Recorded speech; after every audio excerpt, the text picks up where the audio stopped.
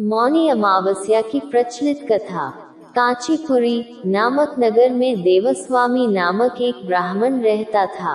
उसकी पत्नी का नाम धनवती और पुत्री का नाम गुणवती था। उसके 7 पुत्र थे। देवस्वामी ने 7 पुत्रों का विवाह करने के अपनी पुत्री के विवाह के लिए योग्य वर की तलाशी हेतु अपने बड़े लड़के को बाहर देश भेजा दिया। इधर देवस्वामी ने अपनी पुत्री गुणवती की कुंडली एक ज्योतिषी को दिखाई।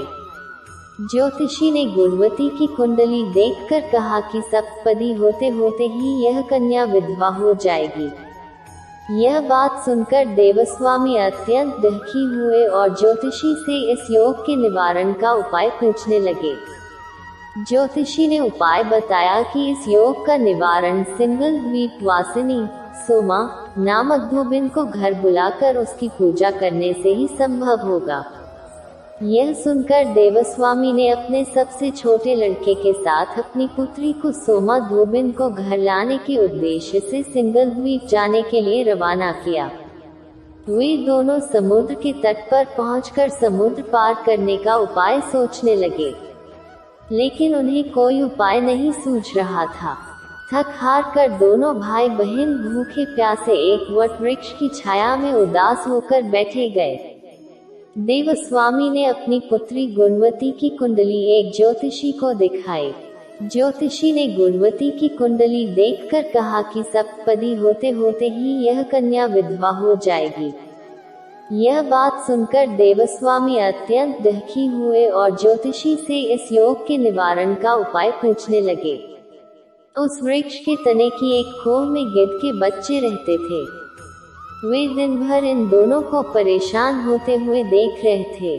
शाम को बच्चों की माँ उनके लिए कुछ आहार लेकर आई और उन्हें खिलाने लगी, लेकिन गिद्ध के बच्चों ने कुछ नहीं खाया और अपनी माँ से कहा, इस वृक्ष के नीचे आज सुबह से ही 2 भूखे प्यासे प्राणी बैठे हैं। जब तक वे नहीं खाएंगे हम लोग भी नहीं खाएंगे। बच्चों की बात सुनकर उनकी माँ गिद्धनी को दया आई गई। उसने दोनों प्राणियों को देखा और उनके पास जाकर कहा, आपकी इच्छा मैंने जान ली है, आप लोग भोजन करें। कल प्रातः मैं आप लोगों को समुद्र पार सोमा के घर पहुंचा दूंगी। गिद्धनी की बात सुनकर उन दोनों भाई बहन की चिंता कम हुई। दोनों को अत्यंत प्रसन्नता हुई। उन्होंने गिद्धनी को प्रणाम कर भोजन किया। प्रातः होते होते गिद्धनी ने उन्हें सोमा के घर पहुंच दिया। वे दोनों पास के ही जंगल में झोपड़ी बनाकर रहने लगे। उन्होंने अपनी सेवा से सोमा को प्रसन्न करने का निश्चय किया। वे प्रतिदिन सुबह अंधेरे में उठकर सोमा का घर झाड़कर लीप पोत दिया करते थे। सोमा को हर रोज इतने ढंग से अपना घर लिपा पुता एवं साफ सुथरा देखकर आश्चर्य होता था। एक उसने अपनी बहुओं से इस बारे में पूछा तो उसकी बहुओं ने बताया कि हम लोगों के अलावा और कौन यह काम करने हमारे घर में आएगा। परंतु सोमा को बहुओं की इस बात पर विश्वास नहीं हुआ और उसने एक दिन सारी रात जागकर घर की सफाई का सारा रहस्य जान लिया। जानकर उसे बड़ा दुख हुआ कि उसके घर की सफाई एक ब्राह्मण कन्या और उसका भाई करता है। उनसे इस तरह सेवा करने का कारण पूछने पर भाई ने सोमा को सारी बात बताई, जिसे सुनकर सोमा ने कहा, आज से तुम लोग यह काम करना छोड़ दो। मैं तुम लोगों की साधना और सेवा से प्रसन्न और विवश हूँ। अब तुम्हारी सेवा किए बिना मुझे विश्राम नहीं मिल सकता। सोमा उनके आग्रह पर दोनों के साथ घर जाने को तैयार हो गई। प्रस्थान करते समय उसने अपनी बहुओं से कहा कि यदि मेरी अनुपस्थिति में किसी की मृत्यु हो जाए तो उसके शरीर को नष्ट न करना। क्षण भर बाद दोनों अतिथियों के साथ वह कांचीपुरी पहुंच गई। दूसरे दिन गुणवती का विवाह संपन्न हुआ और सप्तपदी होते होते उसके पति की मृत्यु हो गई।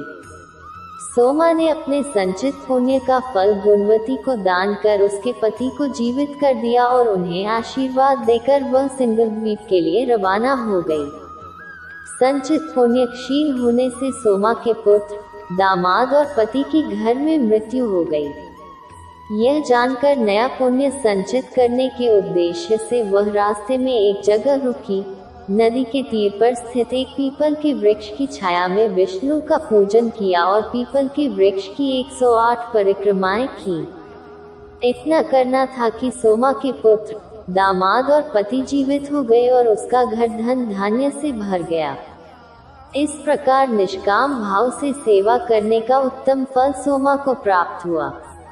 अतः सभी को इस कथा से शिक्षा लेनी चाहिए और यही इस व्रत का लक्ष्य भी है।